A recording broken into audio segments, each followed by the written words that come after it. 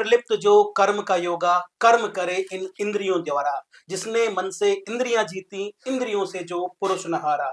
साथ रहे पंचेंद्रियों के, पंचेंद्रियों से रहे न्यारा। कर्म के ऐसे योगी को शास्त्रों ने नरोत्तम कह के पुकारा। अगर आप नर से नरोत्तम की दिशा में बढ़ रहे हैं तो ये आपके लिए शुभ संकेत है। आप अपनी जीवन की राह को सही बना रहे हैं, और आपकी जीवन की इस राह को सही बनाने के लिए मेरे साथ हैं गुरु ज्ञानेश जी। गुरु ज्ञानेश जी, आपका स्वागत है। मंगल कामना आपको आपने भी और सभी दर्शकों को भी। आपने गुरु जी को बहुत जगह देखा होगा, इनकी प्रेडिक्शन सुनी होंगी। तो इनकी प्रेडिक्शन को सुनते हुए, इनको देखते हुए मेरी भी कुछ जिज्ञासाएं जागी। वो पहली जिज्ञासा ये है, गुरु जी जो ज्योतिष है उसका वो किस चीज पर आधारित है? वो अनुमान पर आधारित है या प्रमाण पर आधारित है? प्रमाण क्या है उसके, या अनुमान पर करते हैं सब लोग? देखिए, अनुमान बिल्कुल नहीं होता है जी संदीप जी ज्योतिष जी। में। हाँ। ज्योतिष अपने आप में साक्षात है। ज्योति प्लस ईश, ओके। यानी कि ज्योति यानी कि वो प्रकाश जो हाँ हाँ। अंधकार को मिटाता है। ईश यानी कि ईश्वर। ओके। और ज्योतिष में साक्षात सूर्य और चंद्रमा हाँ से हाँ। गणना होती है।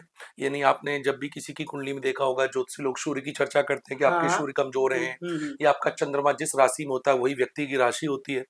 जिस शास्त्र में सूर्य और चंद्रमा साक्षी हो, हाँ। तो वो प्रमाण देने की आवश्यकता ही नहीं, उसमें साक्षात साक्षी देता है। ओके। दूसरा विषय उठता है ज्योतिष का। ज्योतिष सभी वेदों का हमारे शास्त्रों में हम्म। नेत्र कहा गया है। ओके। व्यक्ति हाँ कितना भी बलवान हो, हाँ। लेकिन नेत्रहीन हो, जैसे हम्म कुछ लोगों को नेत्र की दृष्टि नहीं होती है, वो हम्म समझते हैं कितना पीड़ा होती है, वो बल हम्म। को कहीं प्रयोग कर ही नहीं सकते। ओके। तो वेदों का नेत्र कहा गया है ज्योतिष को। अच्छा, आप सूर्य और चंद्रमा की बात कर रहे थे। मैं तो इनको ये मान के चलता हूँ, क्योंकि मैं ज्योतिष को नहीं जानता हूँ, मुझे लगता है बहुत सारे लोग नहीं जानते होंगे। उनके लिए मेरा ये सवाल है, चंद्र ग्रहण होता है, सूर्य ग्रहण होता है, मैं तो इनको एक खगोलीय घटना देखता हूँ। तो हमारे जीवन में इन सूर्य ग्रहण और चंद्र ग्रहण का ज्योतिष के अनुसार क्या प्रभाव पड़ता है? देखिए, खगोलीय हम्म। घटना आप पिछले 100-150 वर्षों में सुनते आ रहे जी हैं, जी जब से विज्ञान आगे आया है। जी। लेकिन आपको बहुत अच्छे से मालूम होगा, जहां पर विज्ञान की सीमाएं समाप्त होती हैं, वहां से आध्यात्म की सीमाएं शुरू होती हैं। जी रही बात इसकी कि आप इसको खगोलीय घटना मानते हैं, तो ये खगोलीय घटना, जी। लेकिन इसका आधार जो विज्ञान आज दे रहा है, हजारों बरस पहले हमारे ऋषि मुनियों ने हम्म हमारे प्राचीन शास्त्रों में सूर्य और चंद्र ग्रहण के बारे में जितना सटीक जानकारी इसरो नहीं दे पाता, हम्म। उससे ज्यादा सटीक जानकारी, नासा से भी ज्यादा सटीक जानकारी जी हमारा सनातन के पंचांग, हमारी ज्योतिषीय गणना बताती है। जी। रही बात ग्रहण, मान लीजिए आपकी कुंडली है, हाँ हाँ आपकी कुंडली में सूर्य और राहु एक साथ बैठे हैं, हाँ। तो ज्योतिषी उसको सूर्य ग्रहण का दर्जा देते हैं। ओके। ठीक ऐसे ही सूर्य ग्रहण अगर किसी व्यक्ति के जीवन में अगर होता है, कुंडली के हाँ किसी भी हाँ भाव में, तो हाँ। व्यक्ति अपमानित होता है बार बार, हम्म जल्दी से उसको तामस आता है। यानी कि दो ग्रह, हम्म। एक अग्नि तत्व ग्रह हाँ। और एक उस अग्नि को हवा हवा देने देने वाला वाला ग्रह राहु, राहु। ओके। दोनों एक साथ हो गए। यानी कि मान लीजिए जंगल में आग लगी और हम्म। फिर साथ हवा में भी हवा चल। और चल गई, हाँ हाँ। तो ये ग्रह क्या करते हैं कि व्यक्ति सूर्य ग्रहण वाला कभी अपने आप को अपमानित महसूस करता है। हम्म। जब वो अकेले में होता है तो उसको लगता है कि पूरी दुनिया में मेरी दादागिरी है। अच्छा। अगर कहीं से भी मालूम पड़ा कि कोई व्यक्ति उसके पास अपना कोई काम निकलवाने चला जी। गया कि मेरा पासपोर्ट बनवा दो, हाँ हाँ। और अगर उसका वो कार्य नहीं हुआ, तो वो अपने आप में कंट्रोल खो देता है। यानी कि अच्छा। सूर्य ग्रहण कई बार अपमानित कराता है। ओके। अच्छा, इसी से जुड़ा मेरा एक सवाल और भी है, क्योंकि अभी आने वाले समय में चंद्र ग्रहण भी आने वाला है, सूर्य ग्रहण भी आने वाला है। जो कुछ बच्चे या जो भी उस समय पैदा होंगे, क्या वो अलग होते हैं? क्या सूर्य ग्रहण में पैदा हुए बच्चे या कुछ अलग क्वालिटी वाले होते हैं? देखिए, ज्योतिष में जो ग्रहण का मतलब है, जब हाँ। भी किसी की कुंडली में जैसे चंद्रमा के संग राहु होंगे, तो चंद्र ग्रहण माना जाएगा। नहीं, उस दौरान हुए बच्चों की मैं बात कर रहा हूँ। जैसे सूर्य ग्रहण में किसी की प्रेगनेंसी हुई, तो उस दौरान जो बच्चे होते हैं, वो अलग होते हैं थोड़े से। उनके जो उनके क्राइटेरिया है, उनकी जो क्वालिटी है, वो अलग होती है क्या थोड़ी-सी? नहीं, ऐसा चांसेस कम होता है। अगर मान लीजिए ग्रहण काल में कोई महिला गर्भवती, या मान लीजिए सेम दिन हुँ, डिलीवरी होने वाली है, जी। कोई गर्भ के ऊपर नेगेटिव तरंगों का प्रभाव होता है, तो ऐसे चांसेस होते हैं। हाँ, अन्यथा मान लीजिए आज ग्रहण पड़ रहा है, जी। आज भारत में 1 लाख बच्चों ने जन्म लिया, हाँ, तो कोई हाँ। विशेष उनके ऊपर बुरा प्रभाव आता नहीं है, हाँ, हाँ। या हेल्थ सूर्य पर की या क्वालिटी स्किन हो पर। जाए, या हाँ, क्वालिटी भी तो हो सकती है। बिल्कुल हो सकती हैं। हाँ। सूर्य राहु का दोनों का योग कई बार हमें दबंग भी बना देता है। यानी कि हुँ, सरकार भी व्यक्ति से दबती है। अगर हुँ। सूर्य और राहु अच्छी पोजीशन में केंद्र में बैठ जाएं, तो उस व्यक्ति की हवा होती है। जैसे कि हाँ, हाँ। आपने सुना होगा दाऊद हो गया, कुछ ऐसे नाम होते हैं, मुझे नहीं लेना नहीं, चाहिए ऐसे ठीक लोगों है। के नाम, हाँ, हाँ। पर वो क्या है, दबंगई होती है उनकी। हुँ, प्रभाव चाहे कैसा भी है, लेकिन उनका हुँ, नेगेटिव प्रभाव होता है समाज में। एक हुँ। हवा होती है, हाँ। ऑरा बन जाता है। जी, जी। बिल्कुल। एक सवाल आगे बढ़ते हुए इसी में ही ले लेता हूँ मैं। जैसे एक ही दशा में जो बच्चे जन्म लेते हैं, महादशा भी उनकी एक है, अंतरदशा भी एक है, और उसी दशा में होते हैं। एक ही स्थान पे लेते हैं, लेकिन उनका जब हम करियर ग्राफ देखते हैं, या उनको जब वो बड़े होते देखते हैं, तो उनका भविष्य अलग-सा दिखता है। एक बहुत अच्छी पोस्ट पे चले गए, एक अभी गरीबी में है, मुफ़्लिसी में है। ऐसा क्यों होता है? संदीप जी, आपने तो कहा कि एक साथ एक दशा में पैदा होने वाले बच्चे हाँ। आगे पीछे हो जाते हैं। हाँ। मैं तो कहता हूँ एक ही माँ के पेट से जन्मे बच्चे, एक ही माँ के खून से पैदा हुए, एक ही पिता के खून से उत्पन्न हुए, हाँ। एक ही माँ का दूध पिया, एक ही स्कूल में शिक्षा ग्रहण की, एक ही घर का आटा खाया, उसी बोरिंग का पानी पिया, हम्म। भाग्य अलग होता है। हम्म। देखिए, मानव जो होता है एक हम्म। पिंड के रूप में बबूले की तरह पेट में उत्पन्न होता है। हम्म। अपने भाग्य और कर्म से ज्योतिष सूचक है, ओके। लेकिन साथ में हमारे प्रारब्ध भी होते हैं। जी। ज्योतिष से किसी का भाग्य नहीं बदल सकता है, हाँ। लेकिन उससे जुड़े उसके संकेत जरूर बता सकता है। अब हम्म। मान लीजिए कोई व्यक्ति पैदा होता है, कोई व्यापारी बनता है, कोई चोर बनता है, एक ही घड़ी में पैदा हुआ व्यक्ति, कोई डॉक्टर बनता है तो कोई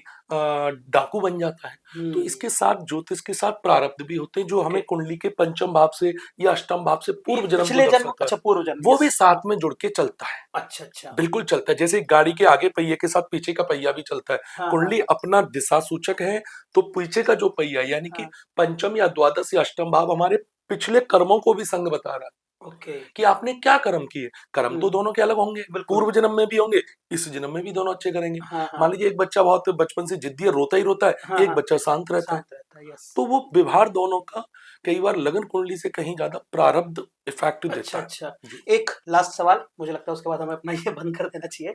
लास्ट सवाल मेरा चलते चलते ये होगा गुरुजी, कि कई बार हम ना ये देखते हैं कि शादी नहीं हो रही है, और ये मैंने जब लास्ट टाइम आपसे जब बात की थी तो उसके समय मेरे दिमाग में ये सवाल था, और वो जो हमारी वीडियो बहुत वायरल भी हुई थी, आप गुरुजी के उस चैनल पे जाके देख भी सकते हैं। गुरुजी, मैं जानना चाह रहा था कि जब हम ना कुंडली दिखाते हैं तो नाम बदल देते हैं, कई बार लड़की का नाम बदल देते हैं, कई बार लड़के के हिसाब से कुछ चीजें चेंजेस कर देते हैं। अब मान के चलिए किसी लड़की का नाम रागिनी है, और आप अगर शादी करना चाहते हो तो इसका नाम चेंज कर दो और सह पे नाम डाल दो, संगिनी कर दो, सिनुता कर दो, कुछ भी सविता कर दो, तो आपकी कुंडली मिल जाएगी। तो मैं जानना चाह रहा था, क्या नाम बदलने से गुण बदल जाते हैं क्या? देखिए, पूर्व समय में हमारे माता पिता की शादी हुई, हम्म। आपके माता जी पिताजी की शादी हुई, जी। उस समय डेट ऑफ बर्थ नहीं होती थी लोगों पे, तो नाम से कुंडली मिलाई जाती थी और रिश्ते ज्यादा सक्सेस होते थे, ठीक है। क्योंकि जो नाम पुकारा जाता है उसका प्रभाव ज्यादा आता है। ठीक है। रही बात इसके नाम बदलने की, हमारे शास्त्रों में हम्म। कुछ बड़े विद्वानों का मत है हम्म। कि लड़के का नाम कभी नहीं बदला जाता है। हम्म। आपने नोट किया होगा, हम्म। लड़के का नाम कार्ड में या गाड़ियों में जो पोस्टर लगते हैं पीछे कोष्टक में लिखा हाँ, जाता है, कोष्टक में लिख देते हैं, हाँ। लड़की का नाम बदलने का विधान है। अब जी। कुछ महिलाएं कहेंगी हमारा क्यों बदल देते हैं, यस यस, सवाल उसका मेरा यही था, हाँ, हाँ हाँ। कुछ महिलाओं के मन में आएगा कि लड़के ऐसा क्या हो गए जो उनका हाँ नाम हाँ नहीं हाँ। बदलता है, हमें ऐसी हाँ क्या हाँ। कमी है। जी। तो मैं सभी माताओं को और आपके माध्यम से हम्म। स्पष्ट कर दूं, हम्म। माताएं लक्ष्मी है, वो बड़ी हैं, उनका नाम बदलने का विधान ऐसा है हम्म। कि शादी के बाद कन्या का गोत्र बदलता है। जैसे मान लीजिए कोई बिटिया गुप्ता परिवार से है, ठीक है। शादी हुई अग्रवाल परिवार में, ठीक है। खंडेलवाल में, तो ठीक है। वो सरनेम पति का लगाती है। हाँ। तो उस समय चांसेस होता है, जैसे 10th क्लास में एक मौका मिलता है नाम ना, चेंजेस नेम, करने का। हाँ बिल्कुल। तो शादी क्या है, एक स्त्री का दूसरा जन्म है, हम्म। पुरुष का एक ही जन्म होता है, उसका एक नाम है। अच्छा। अगर इसको महिलाएं नेगेटिव लेती हैं कि हमारा ही जी। नाम क्यों बदलते हैं लोग, हाँ। तो बल्कि उनको पॉजिटिव लेना पॉजिटिव, चाहिए कि अच्छा। पुरुष को एक ही दर्जा है, हाँ हाँ। महिला के 3 जन्म होते हैं। ओके। तो वो विवाह के समय नाम बदलने का महिला का विधान बताया अच्छा, जो गया। मैं कह रहा था गुण से फर्क नहीं पड़ता है, इनसे गुण गुण क्या का बहुत गुण? बड़ा हाँ फर्क होता है। जो बिल्कुल। नाम बदला जाता है संदीप जी, हाँ हाँ। वो लड़के की अपेक्षा इसीलिए बदला जाता है। मान लीजिए आपको रिश्ता पसंद आ गया, ठीक है। लड़का और लड़की का, ठीक है। अब मुश्किलें आ रही है कुंडली मिलाने में। हाँ हाँ। तो एक मौका होता है कि मान लीजिए लड़का है सिंह राशि का हम्म। और लड़की है कुंभ राशि की, तो ओके। शत्रु राशि हो गई। हाँ। अब सब कुछ ठीक है, परिवार ठीक है, गोत्र बच गए, लड़का लड़की हाँ। परिवार पसंद आ गया, अब बात बिगड़ रही है नाम के ऊपर। तो हम्म। वहां पर हम लड़की के नाम को बदलने का चांसेस होता है, ऐसा कुछ विद्वानों का मत है। बहुत जी। बहुत धन्यवाद। आपने ना बहुत अच्छा कुर्ता पहना है, मैं थोड़ा सा इसके बारे में ना मेरा मन हुआ कि बता दूं। हाँ, ये इसमें चक्र। सबसे ऊपर ना ओम लिखा है, हाँ, तो चक्र। चक्र और हम्म, ओम है, तो मैं आपको ओम का अर्थ बता दूं। ए, उ और ओ जब संयुक्त होते हैं तो ओम बिल्कुल। बनता है, और एक अनाहत नाद है जो हाँ, हमारे पूरे चक्रों को जागृत जागृत करती है। करता अगर आप इसमें और है। ऐड हाँ, ऑन करना नहीं नहीं, चाहें बिल्कुल तो ठीक कहा जी। आपने। ये हाँ। 7 चक्र जो हमारी जी। ऊर्जा को बैलेंस करते हैं, मूलाधार से लेकर के, और मेरा भी इसको पहनने का और लेने का यही जी। मकसद है। मुझे इससे एक अच्छी एनर्जी मिलती है। जी। एक प्रकार के जो चक्र हमारे अंदर हैं, हाँ जिनको हाँ हम ध्यान लगा करके मेडिटेशन से चीजों को समझते हैं, तो हाँ। वो थोड़ा देख करके चीजें और ठीक लगती हैं। ठीक है। बहुत बहुत धन्यवाद। अगर आपकी भी कोई जिज्ञासा, कुछ जानना चाहते हो तो नीचे दिए गए नंबर पे हमें संपर्क कर सकते हैं। डीएम में आपका स्वागत करता है। नमस्कार।